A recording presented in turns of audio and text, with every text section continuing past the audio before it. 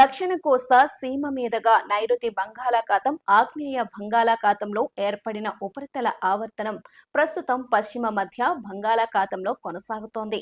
దీనికి అనుబంధంగా ఆగ్నేయ బంగాళాఖాతంలో ఏర్పడిన ఉపరితల ద్రోణి ప్రస్తుతం దక్షిణ కోస్తాంధ్ర, రాయలసీమ మీదుగా ఆవరించి ఉంది.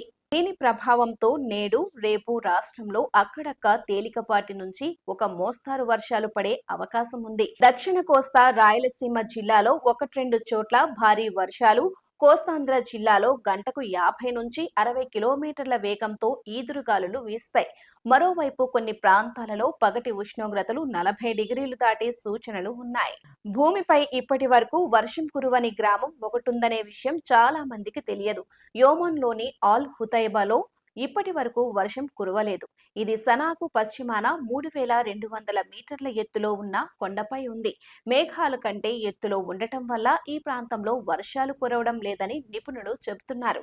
కాగా ప్రపంచంలోనే భారత్లోని మేఘాలయాల్లో ఉన్న మౌన్సిన్ రామ్ గ్రామంలో అత్యధిక వర్షపాతం నమోదవుతుంది.